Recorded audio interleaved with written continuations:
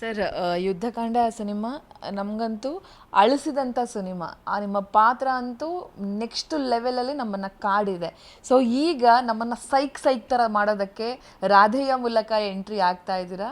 100% ನಮ್ಮನ್ನು ಸೈಕ್ ಮಾಡ್ತೀರಾ ಅಂತ ಅನಿಸುತ್ತೆ ನನಗೆ. ಈ ಸಿನಿಮಾದ ಜರ್ನಿಯ ಬಗ್ಗೆ ಹೇಳೋದಾದರೆ, ಈ ಸಿನಿಮಾ ನಿಮಗೆ ವೆರಿ ಸ್ಪೆಷಲ್ ಅಂತ ಅನಿಸುತ್ತೆ. ಯಾಕಂದರೆ ಈ ಥರ ಪಾತ್ರದಲ್ಲಿ ಇಷ್ಟು ಸಿನಿಮಾಗಳಲ್ಲಿ ನೀವು ಕಾಣಿಸೇ ಇಲ್ಲ. ಅಂತಹ ಒಂದು ಅದ್ಭುತ ಪಾತ್ರ ನಿಮ್ಗೆ ಸಿಕ್ಕಿದೆ. ಈ ಜರ್ನಿ ಬಗ್ಗೆ ಹೇಳೋದಾದರೆ ಸರ್. ಆ್ಯಸ್ ಎನ್ ಆ್ಯಕ್ಟರ್ ನನಗೆ ತುಂಬ ತುಡಿತಾ ಇದೆ, ಅಂದರೆ ಬೇರೆ ಬೇರೆ ಥರದ ಪಾತ್ರಗಳು ಮಾಡಬೇಕು ಅಂತ. ಎಸ್, ಅಫ್ಕೋರ್ಸ್ ರಾಧೆಯ ಅನ್ನೋ ಒಂದು ಸಿನಿಮಾ, ಈ ಪಾತ್ರ ನಂಗೆ ಸಿಕ್ಕಿರೋದು ನನ್ನ ಅದೃಷ್ಟ ಅಂತ ಭಾವಿಸ್ತೀನಿ. And all credit goes to the writers, the directors. ಅವ್ರು ನಂಬಿ ಅಜಯ್ ರಾವ್ ಈ ಥರ ಪರ್ಫಾರ್ಮ್ ಮಾಡಬಲ್ಲ ಅಂತ ತೊಗೊಂಡು ಬರ್ತಾರಲ್ಲ, ಸೊ ಅವರಿಗೆ ಧನ್ಯವಾದಗಳು. ಐ ಥಿಂಕ್ ನಮ್ಮ ವೇದಗುರು ಅವರು ತುಂಬ ಒಂದು ನಂಬಿಕೆ ಇಟ್ಟು, ಯಾರೂ ಕಾಣದೇ ಇರತಕ್ಕಂತಹ ವಿಷಯಗಳು ನನ್ನಲ್ಲಿ ಕಂಡು, ಅಂದರೆ ಸಾಫ್ಟ್ ಲವರ್ ಬಾಯ್ ಆಗಿದ್ದಂಥ ಹುಡುಗ, ಇವನಿಗೆ ನಾವು ಸೈಕೋಟಿಕ್ ಕ್ಯಾರೆಕ್ಟರ್ಸ್ಗಳನ್ನ ಮಾಡಿಸ್ಬೋದು. ಇವನಲ್ಲಿ ಒಂದು ಡಿಫ್ರೆಂಟ್ ಶೇಡ್ ಇದೆ. ಆ್ಯಂಡ್ ಯಾವಾಗಲೂ ಹಾರಿಫಿಕ್ ಏನಪ್ಪ ಅಂತಂದರೆ, ನೋಡೋಕ್ಕೆ ನೀವು ವಿಕಾರವಾಗಿದ್ದು ಆಲ್ರೆಡಿ ಬ್ರೂಟಲಾಗಿ ಕಾಣಿಸೋ ಅಂಥವರು ಆ್ಯಂಗರ್ ತೋರಿಸೋದ್ರಲ್ಲಿ ಹೊಸ್ತನ ಇಲ್ಲ. ಭಾಳ ಸಾಫ್ಟಾಗಿದ್ದು ಅವರು ರಿವೋಲ್ಟ್ ಆಗುವಂಥ ವಿಚಾರಗಳಿದೆಯಲ್ಲ, ಅದು ದ್ಯಾಟ್ ಈಸ್ ಮೋರ್ ಫೆರೋಷಿಯಸ್, ಅದು ಭಯ ಪಡುವಂಥ ವಿಷಯ. ಸೊ ಆ ಥರದ್ದು ಒಂದು ಆಲೋಚನೆಗಳು ಇಟ್ಕೊಂಡು ಈ ಕ್ಯಾರೆಕ್ಟರ್ ನನ್ನ ಮುಖಾಂತರ ಮಾಡಿಸಿರ್ತಕ್ಕಂಥದ್ದು. I am really very blessed. And ನಾನು ಕಾಯ್ತಾ ಇದ್ದೆ, ಈ ಥರದ್ದು ಯಾರಾದರೂ ಒಂದಷ್ಟು ಎಕ್ಸ್ಪೆರಿಮೆಂಟ್ಗಳು ನನ್ನಲ್ಲಿ ಮಾಡಲಿ, ನಾನು ಮಾಡಬೇಕನ್ನೋ ಒಂದು ಬಯಕೆ ನನ್ನಲ್ಲಿತ್ತು. ಸೊ ಅದು ಕೂಡ ಬಂದಿರತಕ್ಕಂಥದ್ದು. So I am very happy. And I think judgement ಕೊಟ್ಟಿದ್ದೀನಿ ಅಂತ ಅನಿಸುತ್ತೆ ನನ್ನ ಪ್ರಯತ್ನ ಪ್ರಕಾರ. ಒಂದು 30 ಮೇಲೆ ಸಿನಿಮಾದಲ್ಲಿ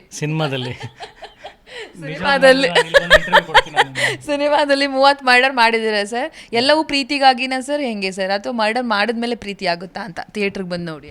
ಯಾವ ಕಾರಣಕ್ಕೆ ಅನ್ನೋದು ನೀವು ಸಿನಿಮಾ ನೋಡಬೇಕಾಗತ್ತೆ. ಅದೇ ಇರೋದು ವಿಭಿನ್ನತೆ. ಈಗ ಪ್ರೀತಿಗೋಸ್ಕರ ಮರ್ಡರ್ ಮಾಡೋಂಥದ್ದು ಅಫ್ಕೋರ್ಸ್ ಆ ಥರದ ಕಥೆಗಳು ಬಂದಿದ್ದಾವೆ, ಇಲ್ಲ ಅಂತಲ್ಲ. ಇದು ಹೇಳೋದು ಬಹಳ ಕಷ್ಟ ಆಗುತ್ತೆ. Very rebellious character. ಯಾವ ಕಾರಣಕ್ಕೆ ಮಾಡ್ತಾನೆ ಅಂದರೆ ಅಲ್ಲಿ ಸಾಕಷ್ಟು ವಿಚಾರ ಬರುತ್ತೆ. ಪ್ರೀತಿ ಬರುತ್ತೆ, ಸೊಸೈಟಿ ಬರುತ್ತೆ, ತಾಯಿ ಬರ್ತಾರೆ. ಈಗ 30 ಮರ್ಡ್ರ್ ಮಾಡ್ತೀನಿ ಅಂದರೆ ಒಂದೇ ವಿಷಯಕ್ಕೆ 30 ಮರ್ಡ್ರ್ ಮಾಡ್ತಾ ಹೋದರೆ ಅದಕ್ಕೊಂದು ಮಜಾ ಇರಲ್ಲ, ಬೋರ್ ಆಗುತ್ತೆ. ಗುರು ಇನ್ನು ನೆಕ್ಸ್ಟ್ ಯಾವುದಕ್ಕೆ ಮಾಡ್ತಾಯಿದೆ ಹೇಳು ಗುರು ಅಂತಾರೆ. ಸೊ ಹಾಗೆ ಬೇರೆ ಬೇರೆ ಥರದ ರೀಸನ್ಸ್ ಇದ್ದಾವೆ ಅದಕ್ಕೆ.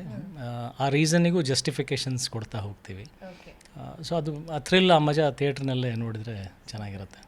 ನಿಮ್ಮ ಡೈರೆಕ್ಟರ್ ಬಂದು ನಿಮ್ಗೆ ಈ ಥರ ಕಥೆ ಇದೆ, ನಿಮ್ಮ ಪಾತ್ರ ಹೀಗಿರುತ್ತೆ, ರಾಕ್ಷಸನ ರೂಪ ತಾಳಬೇಕಾಗುತ್ತೆ ಅಂತೆಲ್ಲ ಅಂದಾಗ ನಿಮ್ಮ ರಿಯಾಕ್ಷನ್ ಹೇಗಿತ್ತು? ನೀವು ಅದಕ್ಕೆ ಮಾಡ್ಕೊಂಡಂಥ ಪ್ರಿಪ್ರೇಷನ್ ಹೇಗಿತ್ತು ಅಂತ ಹೇಳಿ. ಯಾಕಂದರೆ ನಾವು ಕಂಡಂತೆ ನೀವು ತುಂಬ ಸಾಫ್ಟ್ ಆಗಿರ್ತೀರ, ಜಾಸ್ತಿಯಾಗಿ ನಮಗೆ ಲವರ್ ಬಾಯ್ ಥರನೋ ಅಥವಾ ಇನ್ನೊಂದು ಯಾವ ಥರ ಕಾಣಿಸುತ್ತೆ. ಬಟ್ ಈ ಸೈಕ್ ಥರ ಲುಕ್ ಅಂತಂದು ಬಂದಾಗ ನೀವು ಕೂಡ ಮೈಂಡಲ್ಲೆಲ್ಲ ಚೇಂಜ್ ಮಾಡಿಕೊಂಡು ನಾನು ಹಿಂಗೆ ಮಾಡ್ಬೇಕು, ಹಿಂಗೆ ಮಾಡಬೇಕು ಅಂತೆಲ್ಲ ರೆಡಿಯಾಗಿದ್ದು. ಹೇಗೆ ರೆಡಿ ಆದ್ರಿ ಅಂತ? ಇಲ್ಲ, ಫಸ್ಟ್ ಆಫ್ ಆಲ್ ಸ್ಕ್ರಿಪ್ಟ್ ಕೇಳಿದಾಗ ತುಂಬ ಖುಷಿ ಆಯಿತು ನನಗೆ. ಬಿಕಾಸ್ ಒಂದು ಹೊಸ ಪ್ರಯತ್ನ ಮಾಡೋದಕ್ಕೆ, ಎಕ್ಸ್ಪೆರಿಮೆಂಟ್ ಮಾಡೋದಕ್ಕೆ, ನೆಕ್ಸ್ಟ್ ಲೆವೆಲ್ ಪರ್ಫಾರ್ಮೆನ್ಸ್ ಎಕ್ಸ್ಪ್ಲೋರ್ ಮಾಡೋದಕ್ಕೆ ಒಂದು ಪ್ಲ್ಯಾಟ್ಫಾರ್ಮ್ ಇದೆ ಅನ್ನೋದು. ಆ್ಯಂಡ್ ಪ್ರಿಪ್ರೇಷನ್ಸ್ ಅಂತ ಮಾಡ್ಕೊಂಡಿದ್ದ ಫಿಸಿಕಲ್ ಮಾಡ್ಕೊಂಡಿದ್ವಿ.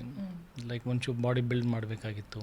ಆ್ಯಂಡ್ ಹೇರ್ ಸ್ಟೈಲಿಂಗ್, ಅಂದರೆ ಸ್ಮೂತ್ನಿಂಗ್ ಮಾಡಿಕೊಂಡು ಫ್ರಂಟ್ ಫಾಲ್ ಹೇರ್ಸ್ ಮಾಡ್ಕೋಬೇಕಾಯಿತು. ಪರ್ಫಾರ್ಮೆನ್ಸ್ ವೈಸ್ ಆಲ್ರೆಡಿ ಆ ಕಿಚ್ಚಿತ್ತಲ್ಲ ನನ್ನಲ್ಲಿ, ಯಾರಾದರೂ ಒಂದು ಒಳ್ಳೆ ಕ್ಯಾರೆಕ್ಟರ್ಸ್ ಕೊಡ್ರೆ ಅನ್ನೋದು.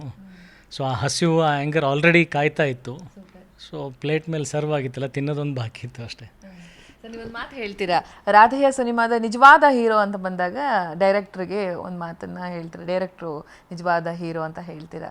ಸರ್, ಅವ್ರ ವರ್ಕ್ ನಿಮಗೆ ಯಾಕೆ ಇಷ್ಟ ಆಯಿತು, ಅವ್ರ ಬಗ್ಗೆ ಹೇಳೋದಾದರೆ ಸರ್?